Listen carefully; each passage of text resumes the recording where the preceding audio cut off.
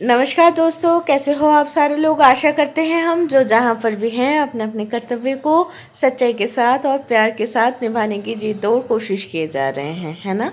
और हम हमारे साधना में माँ बाबा के आशीर्वाद से, गुरु की कृपा से और परमेश्वर की इच्छा अनुसार सफल रहेंगे। इसी शुभकामना के साथ चलिए शुरू करते हैं। फिर से मिली श्रोता, कहानी बोली टैटा, नन्हे इंसान की नन्ही कहानी। आज की कहानी की शीर्षक है कोलाबोती। लेखिका श्रीमती बानी पात्रो। कोलाबोती मतलब कलावती। चलो शुरू करते हैं। नाम में क्या रखा है, इस बात की गुरुत्व कितना है टैटा ये कह नहीं सकती, लेकिन एक कहानी बोलने की जो एक स्रोत है टैटा के दिमाग में आते आई है, कह सकते हो। अगर दिमाग में आई है तो भाई कहानी तो बोलनी पड़ेगी ही पड़ेगी। इसलिए टैटा कहानी बोलना शुरू कर रही है। कहानी ऐसी है कि रूपकथा की तरह ही एक था राजा, एक थी रानी। राजा का था बहुत सारा जमीन बहुत सारा था जमीन जायदाद। शायद मेरा प्रोनाउंसिएशन थोड़ा गलत हुआ दादा, समझ लियो। तो थोड़ी नहीं, बहुत सारा था जमीन और जायदाद, और थे बगीचे, लोग, लश्कर और कितना कुछ।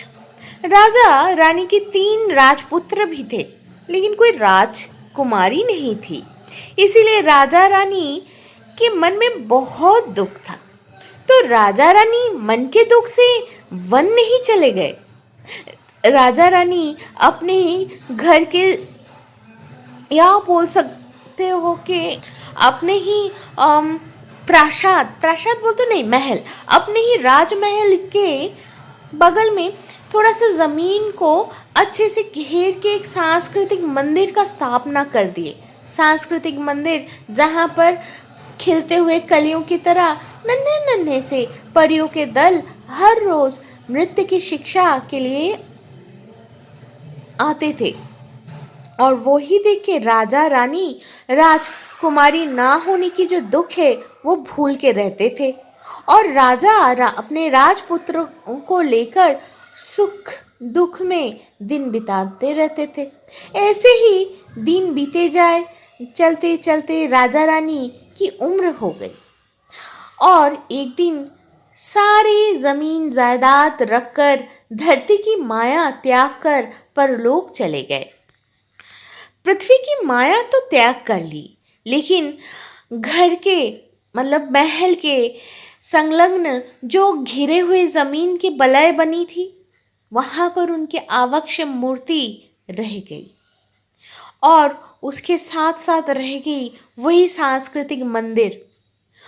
इससे पहले जो रूपकथा में जो राजा रानी की कहानी बोली गई है, उसकी साक्षी टैटा नहीं है। ये सब कहानी कैसे आई वो टैटा को पता भी नहीं है। टैटा जो जानती है वो ये है, अच्छा चलो जो जानती है वही बोले ना।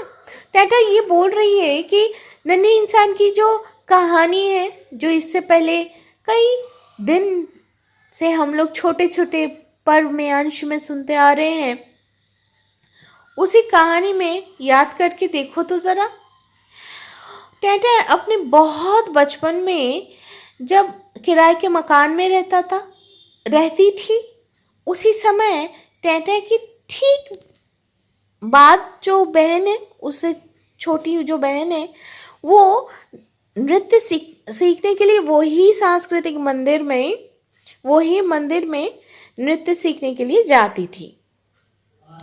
और तब छोटे छोटे नन्हे नन्हे बच्चियाँ नाच मतलब क्या कहते हैं बोलो, नृत्य सीखने आते थे। उनके ही साथ नाच भी मतलब नृत्य सीखते थे। रूपकथा के राजा अर्थात बहुत सारे जमीन की मालिक जो जमींदार थे, उनका आवक्ष मूर्ति के सामने मतलब जो एक मंच है ना, मतलब एक मंच बनाया जाता था थोड़ा सा जगह घेर के। और हर साल मतलब वार्षिक सांस्कृतिक अनुष्ठान वो लोग आयोजन करते थे। और हर साल अनुष्ठान में शिक्षार्थियों के मान अनुसार पुरस्कृत भी करवाया जाता था। तो टेंटे के जो बहन है, हर साल उसके मान अनुसार पुरस्कार उसको या स्मारक उसको मिलती थी। तो टेंटा लोग उसी वार्षिक सांस्कृतिक अनुष्ठान देखने भी जाते थे। जमींदार के आवक्ष मूर्ति के चारों तरफ रेलिंग देकर घेर के रखा हुआ था।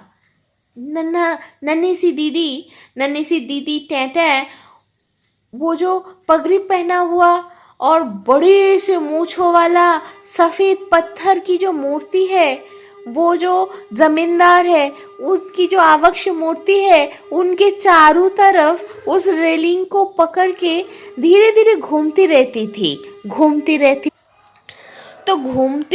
थी। रूप कथा की देश को छोड़ के अतीत की जीवन के समय को पार करके मूर्ति के चारों तरफ की जो रेलिंग को पकड़ते हुए घूमती रहने वाली नन्ही सी टेंटा आज और इतनी नन्ही सी नहीं है। वर्तमान समय में टेंटा अभी बहुत बड़ी हो गई है, पता है।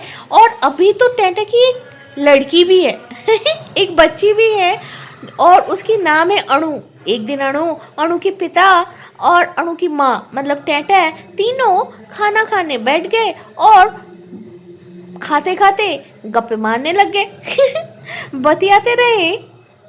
तो इसी समय टेंटे के पति यानी कि अणु के पिताजी बोलने लगे, उसी पगड़ी पहना हुआ बड़े से मूंछों वाले खूब सारे जमीन के मालिक जो जमींदार, उनकी बात वो छेड़ दिए। मतलब बात छेड़े तो अणु के पिताजी अणु को बोले, पता है तब तो मैं एक समय उस जमींदार के पास आज उनके उनका जो बेटा है उनकी बच्चियों को मैं पढ़ाने जाता था। तब तो वो लोग बहुत ही छोटे छोटे से थे। मेरा अवस्था इतना तो अच्छा था नहीं, तो इसीलिए मैं ट्यूशन से ही अपने पढ़ने की जो खर्चा है ना वो चला लेता था। उस जमींदार के घर पे खूब सारे काम वाले लोग आते थे और उनके बीच एक कलावती नाम की एक मध्य वयस्क का मतलब ये इसका हिंदी बहुत गड़बड़ मुझे लग रहा है, तो चलो ऐसे बोलते हैं कि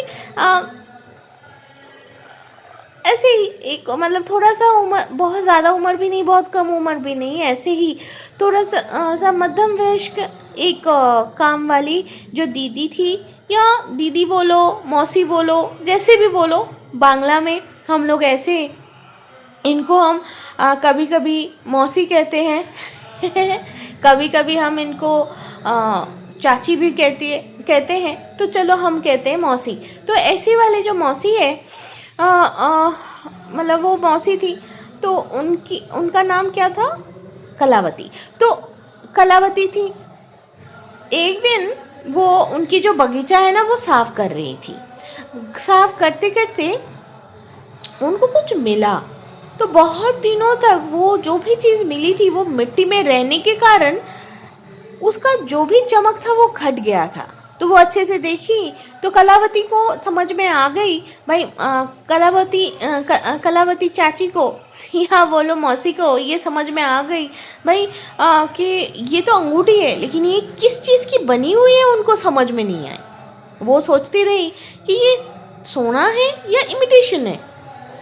अब अपना तो मतलब कलावती मौसी जो है उनका जो आर्थिक स्थिति है वो तो आर्थिक स्थिति अच्छा ना होने के कारण से वो डर के मारे ज़मींदार के पास या ज़मींदार के कोई आत्मीय के पास जा ही नहीं पाए, वो साहस नहीं कर पाए। तो तब वो कहाँ पर किसके पास चले आए, ट्यूशन करके अपना पढ़ाई का खर्चा चलाने वाला वो उस लड़के के पास यानी कि अणु के पिताजी के पास वो आ गए, पूछने लगी। तो जहाँ तक बोली तो अणु बोली हाँ हाँ क्या हुआ, बोलो बोलो बाबा बोलो। तो वो बोलने लगे फिर से अणु के पिताजी। तो उनको तो दे दिए कलावती देखने के लिए। तो अणु के पिताजी बोले, थोड़ा देख के, अरे तुम ये कहाँ मिले तुम्हें मौसी, ये तो सोने का अंगूठी है। तो कलावती मौसी बोलने लगी कि ये ज़मींदार के घर के बाजू में जो बगीचा है ना, वहाँ पर मिला है मुझे, तो शायद उनका ही कुछ होगा, तो मैं उनको अभी ये वापस करके आ जाती हूँ। बोलकर वो चली गई। टेंटें कहने लगी, सहज सरल इंसान है ज़मींदार के घर के आंगीना में या बगीचा में, जहाँ पर भी उनको मिला है, तो इसीलिए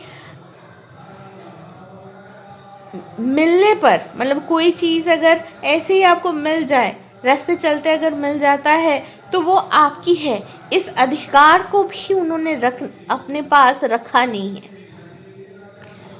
तो कब किसका अंगूठी खो गया था, आज वर्तमान जमींदार के प्रजन्म, मतलब जमींदार के जो लोग, घर के जो लोग हैं, उनको तो याद ही नहीं है। तो किसका अंगूठी है क्या पता भाई, लेकिन कलावती मौसी ने तो वो वापस करके आ गए। तो जब अणु के पिताजी ये सब बोल दिए, तो कलावती को लेकर ये भी बोले कि कहानी लिखा जा सकता है। कलावती नाम, ये नाम सुनते ही टेंटे को बहुत प्यारा लगा, बहुत प्यारी लगी ये नाम, इसीलिए इस कहानी की असली नाम कलावती ही रह गई है। जैसे रह गई है जमींदार की आवक्ष मूर्ति और नन्हे इंसान की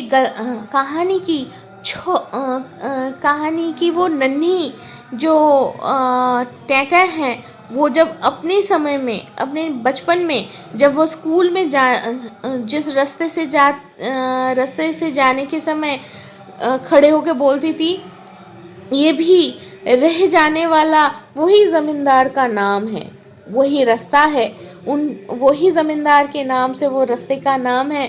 टेंटा लोग जो स्कूल में कभी कभी बैठ के कह उठते थे कि वही रह जाने वाला ज़मींदार की बीवी जो हैं, उनकी जो पत्नी है, उनकी ही नाम है उस स्कूल में।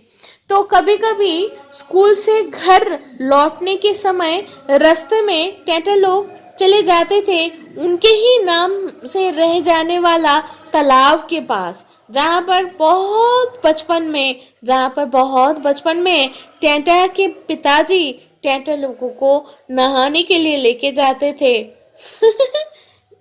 है ना। तो हमें अगर याद करना है तो हमें चले जाना है नन्हे इंसान की नन्ही कहानी की शुरुआत में, वहाँ पर आप लोगों को दिख जाएगी, आप सुन पाओगे कि कैसे उस तालाब के साथ नन्हे इंसान की बचपन की यादें जुड़ी हुई है। तो दोस्तों, आज तो यहाँ तक ही, फिर मिलते हैं, तब तक अच्छे से रहना। और हम शायद हर कोई कहीं ना कहीं कलावती है ना। तो चलो टाटा।